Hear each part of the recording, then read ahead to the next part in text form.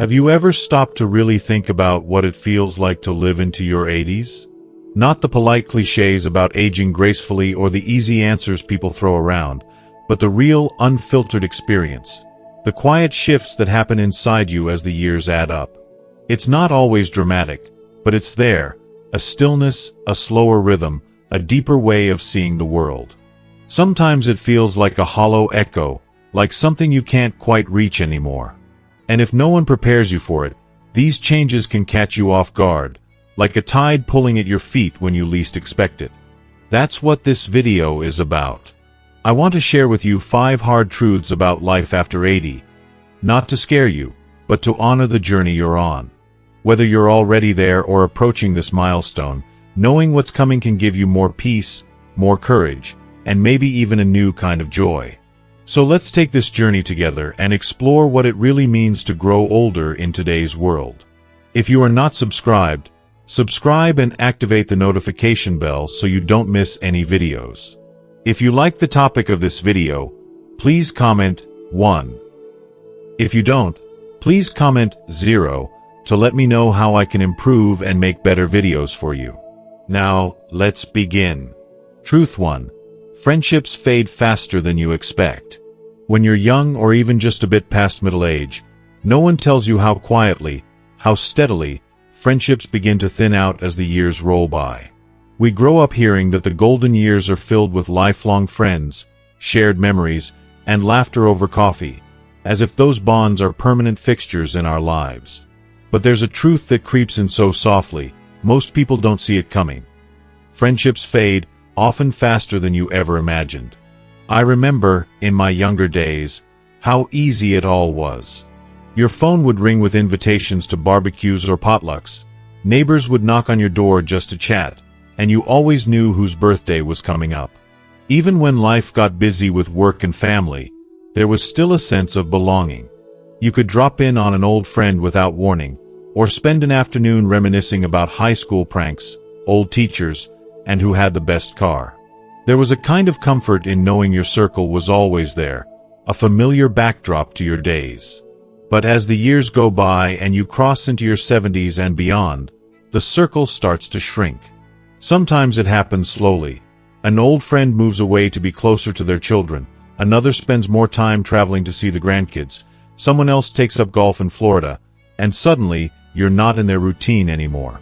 Other times, it's heartbreakingly fast. You lose a friend to illness, or someone's memory begins to slip, and the conversations that once flowed so easily now get lost in repetition or confusion. The gatherings get smaller, the phone calls less frequent. Birthdays pass with only a card or a quick message, if at all. There's a loneliness to it that few talk about. Sometimes it isn't even about losing people to death, though that comes too, inevitably, and leaves its mark. It's about the slow unraveling of daily habits and traditions. The friend who used to meet you every Tuesday for breakfast now has trouble driving, or maybe she's caring for her husband full-time. The neighbor who always waved from his porch is gone. The house is quiet, maybe up for sale, maybe just empty.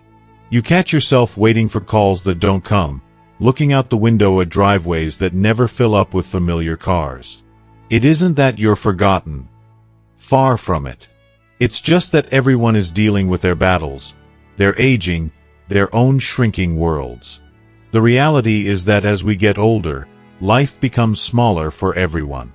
People grow preoccupied with doctor's appointments, new aches and pains, and the demands of children and grandchildren. Even the sharpest friends might forget the details that once made your relationship feel effortless. You might find yourself hesitating to reach out, wondering if you're being a bother, or if you'll just be one more thing on someone's already heavy plate. I once knew a woman named Mabel, and her story is one I carry with me. Mabel was 87, fiercely independent, still proud of the way she dressed and how she fixed her hair every Tuesday morning. For years, her best friend Shirley would pick her up for lunch at the same little diner on Main Street. It was their ritual, a piece of their lives that anchored them both, no matter what else changed. Then one Tuesday, Shirley didn't come. There was no call, no explanation. Mabel waited by the window, then waited again the next week, and the week after. After that, she started eating alone. She never said a word about it, not to her daughter, not to her church friends. There were no casseroles brought over, no cards in the mail. The world kept turning, but something essential had gone quiet. That's a kind of grief nobody prepares you for. The daily loss of routine, of belonging, of being someone's person. If you've ever felt that way, sitting at the kitchen table with the lights slanting in just so, you know what I mean. There are days when the silence feels heavy, like a thick blanket you can't quite shake off. You look through old photo albums, wondering where the years went. You think about picking up the phone, but then you remember how many times you've called and left a message with no answer. Maybe you start to question yourself. Was it something I said? Did I do something wrong? But deep down, you know it's not anyone's fault. It's just life, moving forward in its relentless way. The tricky thing about loneliness in our later years is that it doesn't always announce itself. It slips in between the cracks of our schedules. It shows up on holidays, when you set the table for 2 instead of 6. It's there when you watch a favorite show alone, or when you laugh at a joke and realize there's no one else to hear it. Sometimes it's the small things that sting the most. The inside jokes that no longer land, the favorite spot at the diner that no one else remembers, the card games that never get played because there aren't enough hands. But here's the part that matters most. Even as those old friendships fade, you're not powerless. The truth is, connection doesn't end just because it's harder to find. If you wait for someone to come knock on your door, you might be waiting a long time. But you still can reach out to build new bonds, even if they look different than before. Some of the richest conversations I've had in my 80s were with people I barely knew before. A neighbor's daughter who brought over fresh tomatoes from her garden, a young man at the grocery store who helped me with my bags, a group of ladies from the local book club who invited me in when I wandered by the library one rainy afternoon. It's not the same as decades-long friendships, but there's a warmth in it, a spark that reminds you you're still part of the world. There's something freeing, too, about letting go of the idea that only old friends can fill your heart. New people can bring new stories, new energy, and sometimes even new meaning. Maybe you join a walking group or sign up for a class at the community center. Maybe you simply smile and say hello to someone at church or the post office. Small steps, yes, but they add up.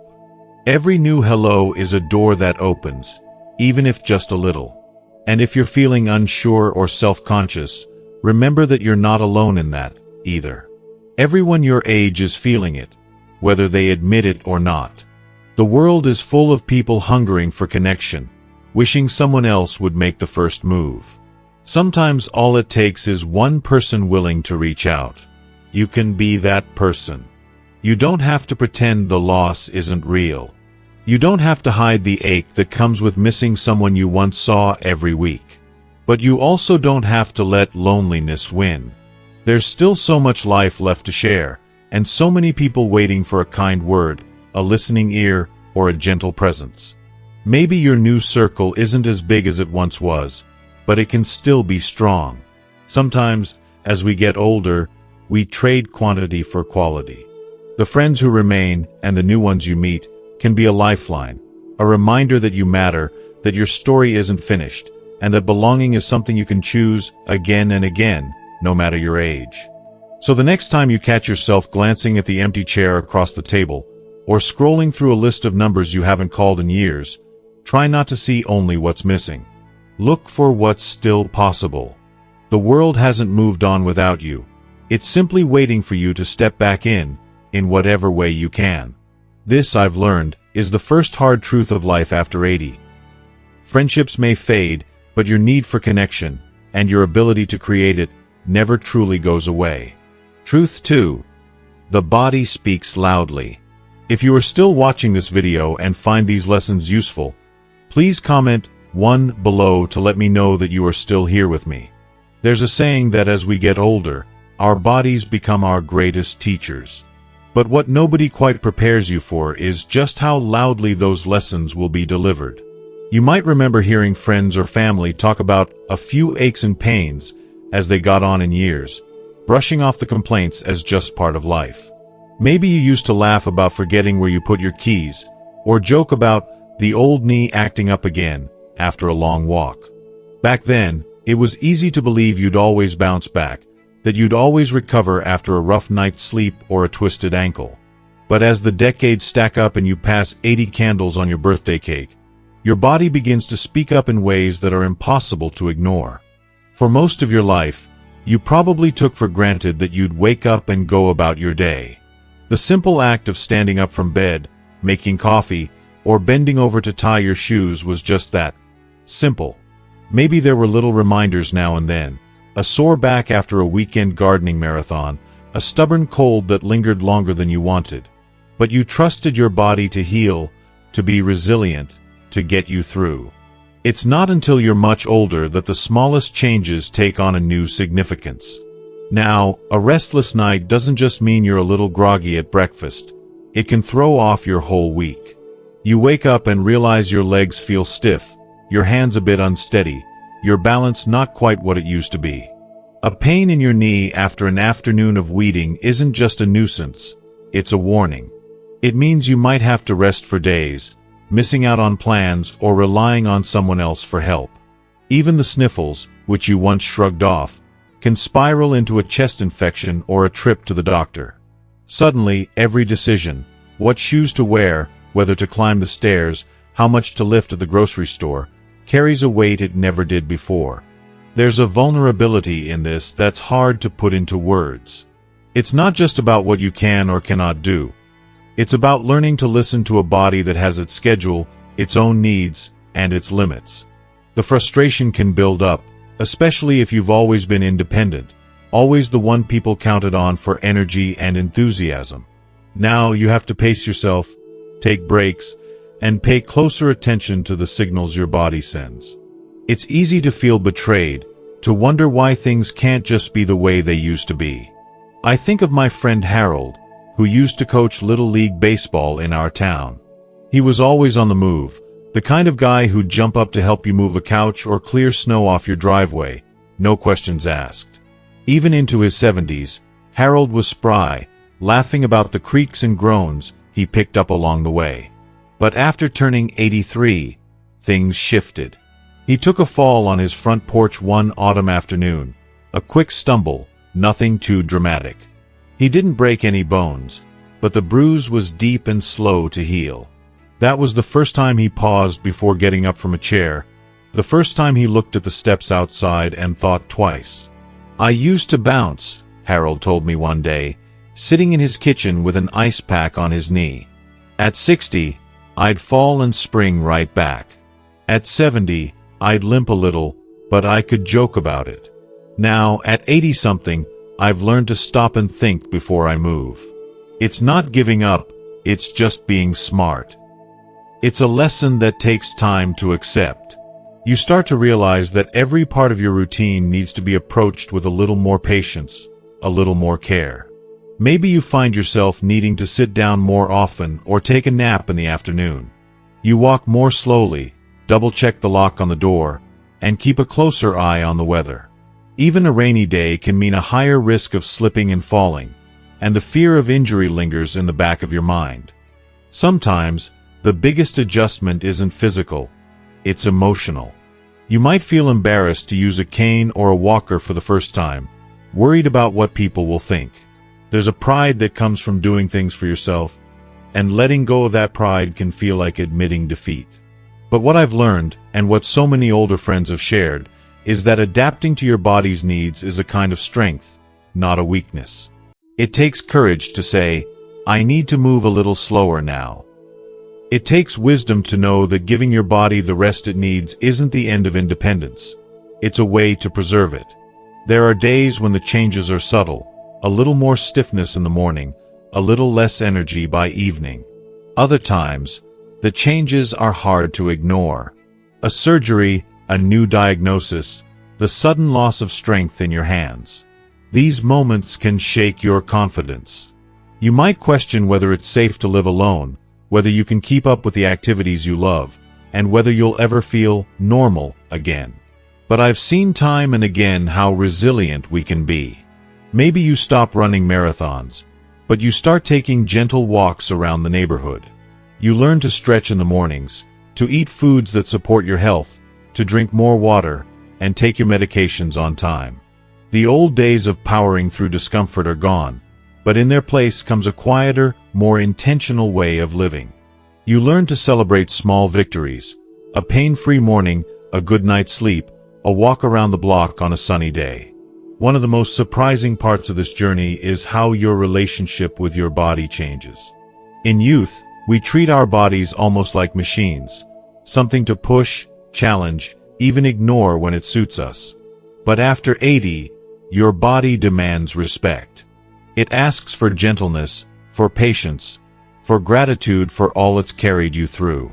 Every wrinkle, every scar, every ache is a record of your life, a mark of all the storms you've weathered. Sometimes, slowing down is the only option. But slowing down doesn't mean giving up. It means noticing the world in new ways. The feel of sunlight on your skin, the taste of a favorite meal, the sound of birds outside your window. It means finding new joys in old routines, letting yourself rest without guilt, and giving yourself credit for all the ways you adapt. I've met people who grieve what they've lost: a golf swing, the ease of driving at night, the stamina to travel across the country to see loved ones. That grief is real and deserves compassion. But I've also met people who discover unexpected freedom in listening to their bodies. They find beauty in slower mornings, in afternoons spent reading or talking with neighbors. They take pride in the care they give themselves, in the choices that help them stay as healthy as possible for as long as possible. There are new skills to learn: how to balance, how to get up safely if you fall, and how to ask for help when you need it. There are new routines to build: regular doctor visits, medication reminders, and gentle exercise classes at the local community center. And through it all, there's the quiet, steady reminder that your body isn't failing you. It's simply reminding you of all it has done. After decades of working, parenting, and giving, your body finally asks for what it has earned: patience, gentleness, and care. So, when you wake up stiff or sore, when you need a little more time to get going, remember that you're not alone. All across the country, men and women are learning to listen to the same lessons, adapting to a new rhythm, honoring what their bodies have carried them through. The body speaks loudly in these years, not to punish you, but to guide you gently into a new chapter of life, one where every step, every breath, and every small act of care becomes its own kind of victory. That's the second hard truth about life after 80. Your body will demand your attention, sometimes loudly, sometimes gently. And while it isn't always easy to adjust, it is possible. In slowing down, you may discover new depths of gratitude, new ways to care for yourself, and a deeper appreciation for every moment you're given. Truth 3. Independence isn't what it used to be.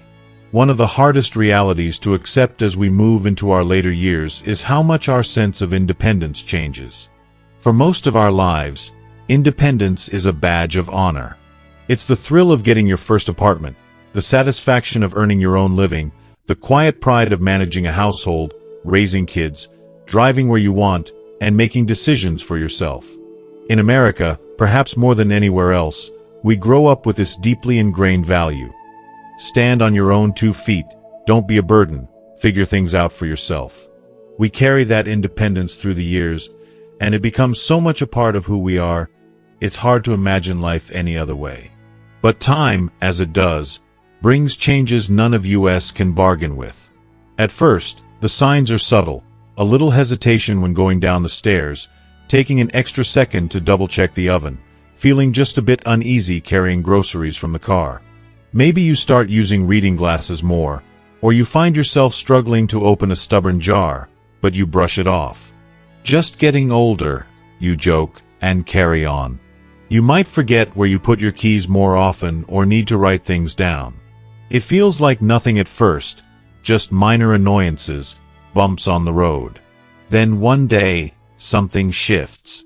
Maybe it's a close call with a slippery floor in the kitchen, or maybe your doctor says it's time to stop driving at night. Maybe you trip on the sidewalk and realize, with a jolt, that you can't get up as quickly as you once could. Suddenly, the world feels a bit less steady. The home that's always been your haven, a place you've cleaned, maintained, decorated, and loved, starts to present new challenges. The steps you used to bound up become obstacles. The shower feels a little more precarious. Carrying laundry up the basement stairs takes more effort than you'd like to admit. It isn't just the physical changes, either. Independence is as much a state of mind as it is a way of living. Losing even small bits of that autonomy can feel like losing part of your identity. The first time you need to ask someone for help with a task you've always handled yourself, there's a sting, a mix of embarrassment, frustration, and maybe even a bit of anger. You find yourself thinking, I used to do this with my eyes closed. When did it become so hard? There's a deep-seated fear, too, for many of us, the fear of becoming a burden. We don't want to ask our children or neighbors for favors, worried they have their own busy lives. We hesitate to call for a ride to the store or the doctor, telling ourselves we can manage a little longer. There's an urge to prove, to others and to ourselves, that we're still capable, still in control. It's a struggle between reality and pride, between what we need and what we wish were true. But the truth is, needing help isn't a defeat. It's not a sign of weakness, and it certainly doesn't mean you've lost your dignity or value. What I've learned, and what countless friends and neighbors have shared, is that real independence isn't about never needing anyone. It's about knowing when to reach out and having the courage to do so. It's about staying in charge of your choices, even when those choices mean letting someone else lend a hand. If you are still watching this video and find these lessons useful, please comment 2 below to let me know that you are still here with me. I remember Raj, a neighbor who lived down the block for years. He was a retired engineer, the kind of man who always had a tool for every job, and he was the first to offer help when something needed fixing. He shoveled driveways for widows every winter and was the unofficial handyman for half the street. But after his eyesight started to fail in his late 80s, things changed. He stopped driving, which was a blow. He was used to giving rides, not asking for them. Simple things, reading his mail, setting the right temperature on the oven, suddenly took more effort. At first, he tried to hide it. He'd fumble with his glasses, squint at labels, pretend nothing was different. Eventually, though, he started letting his grandson read the mail with him, asking his daughter to set reminders for his medication, even letting a neighbor drive him to the grocery store. I thought I'd feel like less of a man, Raj once told me, sitting in his sunroom, his grandson curled up beside him with a book. Turns out, I just felt more loved. That's the lesson so many of us struggle to learn. Letting others help is its own kind of bravery. It opens the door for deeper connection, for moments of closeness that wouldn't happen otherwise. When you let someone drive you to an appointment, you give them a chance to show their care. When you accept help carrying groceries, you're not a burden. You're giving someone else the chance to be generous. When you use a walker or cane, you're not giving in. You're choosing safety and freedom, allowing yourself to keep moving, to keep participating in life. There are other small concessions to changing independence. The shower seat you swore you'd never use, the pill organizer on the kitchen counter, the new phone with big, easy-to-read buttons. Maybe you start having meals delivered a few nights a week, or you hire a housekeeper for the heavy chores. These little adjustments don't make you less independent. They make you resourceful. They show you're willing to do what's necessary to keep living life on your own terms. Of course, accepting help can still sting. There are days when you want to do it all yourself, when you resent the fact that things have changed. It's normal to grieve the loss of what once came easily, to miss the days when you could lift a grandchild without thinking twice or climb a ladder to change a light bulb. But if you look around, you'll see that everyone your age is facing the same challenges, the same internal battles. There's comfort in knowing you're not alone. And there's something else that happens, too.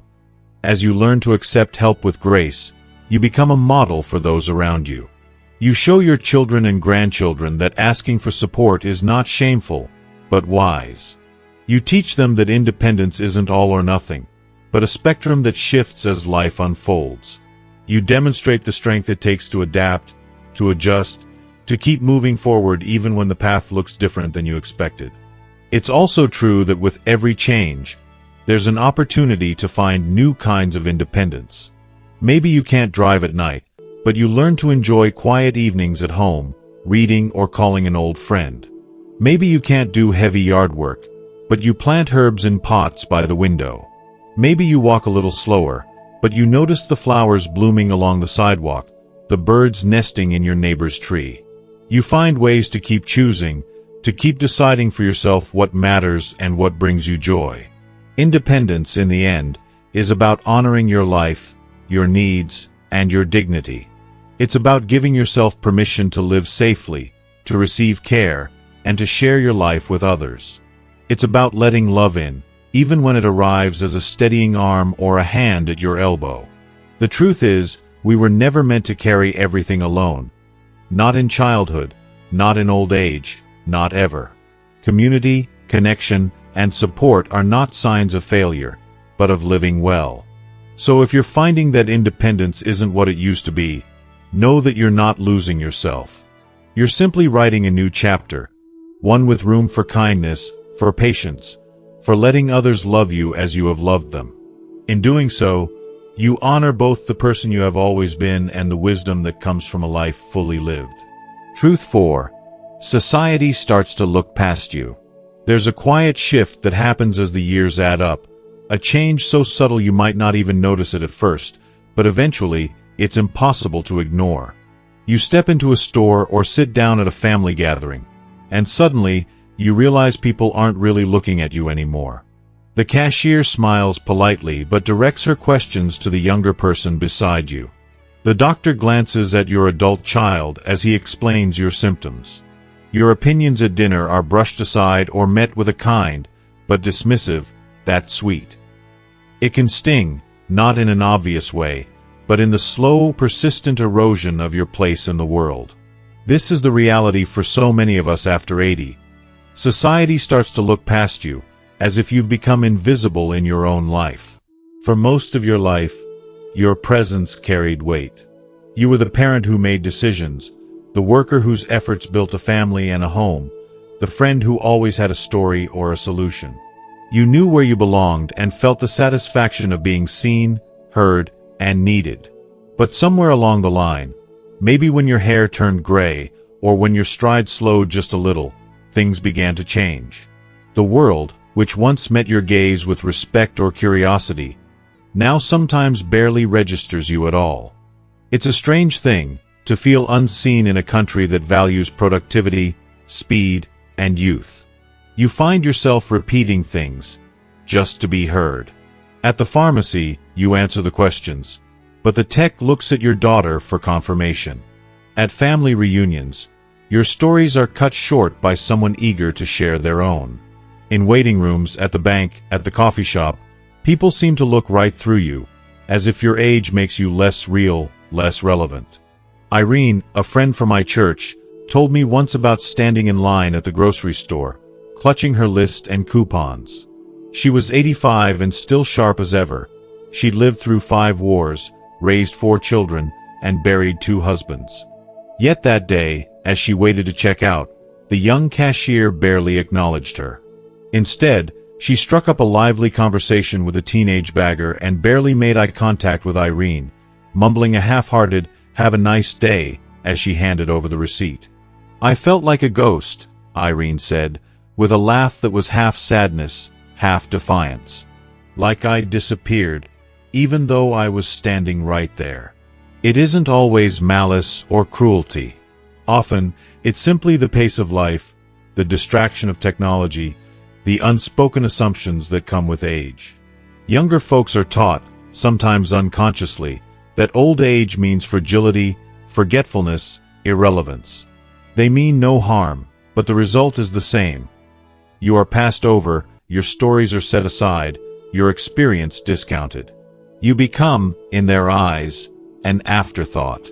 There's an irony here, too. The very society that celebrates living longer often forgets to honor those who do. We're told to age gracefully, to keep up with new trends, to stay active and stay young at heart, as if the only acceptable way to be old is to pretend we're not. But what about the wisdom, patience, and resilience that can only come with years? What about the quiet strength it takes to endure losses and keep going? What about all the things you know, all the things you've seen, that can't be learned from any book or TV show? Being overlooked isn't just an inconvenience. It can chip away at your sense of self. There's a real pain in feeling invisible, especially when you know how much you still have to give. You might find yourself hesitating to speak up, or second-guessing your opinions. You might start to wonder if you're truly as out of touch as the world seems to believe. It's easy to shrink into the background, to let others make decisions for you, to accept this new, smaller role. But that's not the only path. I've seen remarkable people refuse to fade quietly, even as the world tries to push them aside. They insist on being seen, on being heard. They share their stories, ask questions, and laugh loudly. They wear what makes them feel good, not what's expected. They walk into rooms with their heads high, taking up space, reminding everyone around them that presence doesn't diminish with age. You don't need the world's constant applause to know your worth.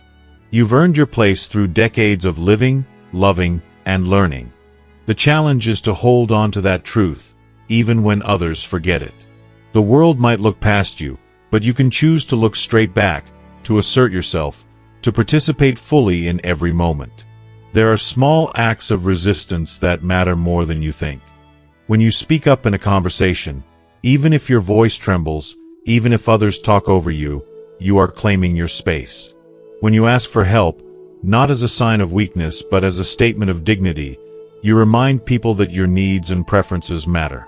When you show interest in what's happening, whether it's voting, volunteering, mentoring, or simply being curious about the world, you push back against the idea that old age is a waiting room for the end. Sometimes, it's the smallest gestures that reclaim visibility. Smile at the cashier and ask how their day is going. Compliment someone on their sweater. Tell a story that only you can tell because you lived it. Be bold enough to laugh, to dance, to wear bright colors if you feel like it. Let your presence fill the room, no matter how many birthdays you've celebrated. You also have the power to shape how younger generations see aging. Grandchildren, neighbors, and even strangers pick up on how you carry yourself. When you value your own experience and refuse to apologize for your age, you show them a different way to look at getting older. You teach them that every season of life is worthy of respect and that visibility is not just about youth or outward beauty. Of course, some days are harder than others. It hurts when you're interrupted or brushed aside, when people assume you're confused or incapable. It's frustrating when doctors, clerks, or even family members talk over you, as if you weren't there. There will be moments when the urge to fade away, to go along to get along, feels overwhelming. But don't let the world's blindness define you. Instead, let it be the reason you stand taller, speak louder, and live more fully. Remember Irene, who, after that day at the grocery store, started wearing a bright red scarf whenever she went out. "If they're going to look past me," she said with a grin, "at least they'll see a flash of color." You've already proved your strength, just by making it this far. You've survived losses and changes, celebrated joys, and overcome hardships. You've earned the right to take up space, to have your voice heard, to matter. The world may be busy and distracted, but you are still here, still vital, still worthy of attention. If you are still watching this video and find these lessons useful, please comment 3 below to let me know that you are still here with me. So speak anyway. Laugh anyway. Join the conversation, wear what you love, ask questions, and insist on being seen, not just for yourself, but for all of us who have walked this long road and still have miles to go. The world will adjust to you, not the other way around, if you show up as your full, true self. Your story isn't finished. There is still so much to share, so much to experience, and so much of you left to be seen. That is the fourth hard truth about life after 80. Sometimes society tries to look past you, but you don't have to let it. You can still stand in the spotlight of your own life, reminding the world, and yourself, that presence, dignity, and joy are ageless. Truth 5. Purpose doesn't expire, but it must evolve. One of the most profound questions that comes with growing older is this: what am I here for now? It's a question that often whispers its way into the quiet moments after the busy chapters of life have passed. The years when careers end, children grow up and move out, and the roles that once defined us begin to fade. When you're younger, purpose often feels clear and urgent. Building a career, raising a family, providing for those you love. But after 80, those roles shift.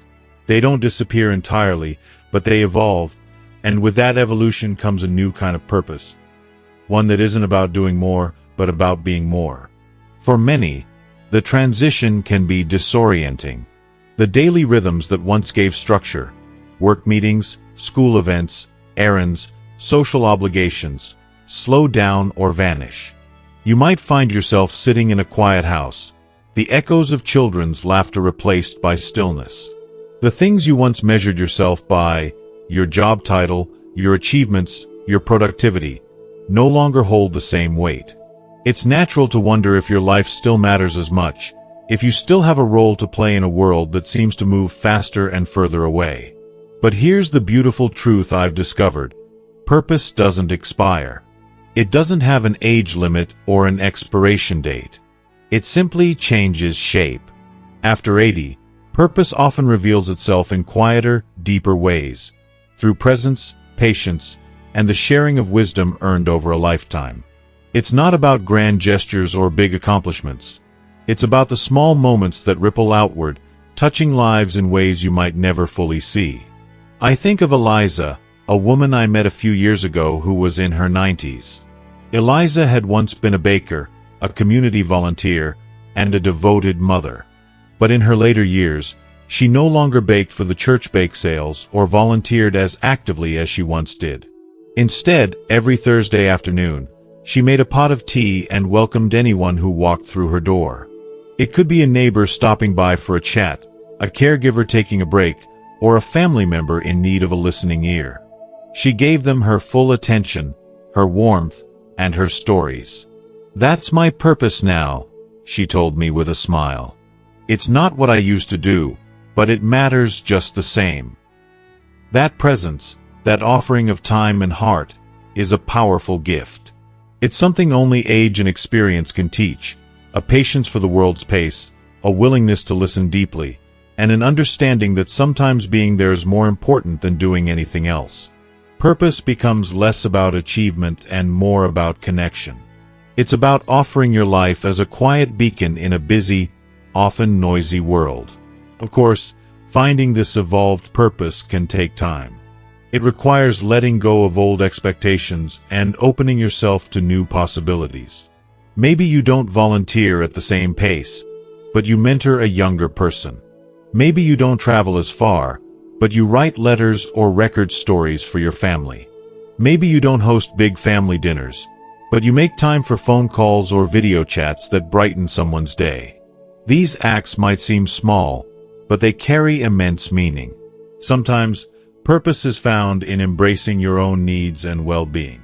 After years of caring for others, you might discover the importance of caring for yourself. This could mean prioritizing your health, pursuing a hobby you love, or simply allowing yourself to rest without guilt. In doing so, you model self-respect and balance for those around you, showing that every stage of life deserves attention and care. It's also worth remembering that purpose can be about legacy, not just in terms of possessions or money, but in the values you pass on, the lessons you share, and the love you give. Your stories, your laughter, your kindness, they shape the people who come after you. When you tell your story, you create a bridge between generations, a thread that weaves through your family and community long after you're gone. For some, this evolution means engaging in new learning or creative pursuits.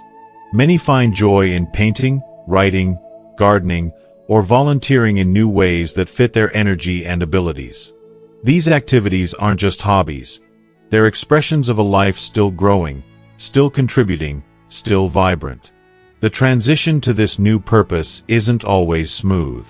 It can come with moments of doubt, loneliness, or grief for what once was. But it also offers the chance to embrace a life less about doing and more about being. Being present, being compassionate, being at peace. If you've reached this stage of life, take heart in knowing that your journey is far from over. Your purpose has simply transformed, inviting you to discover new depths of meaning. It's in the smile you share with a stranger, the patience you offer in conversation, the quiet strength you embody every day.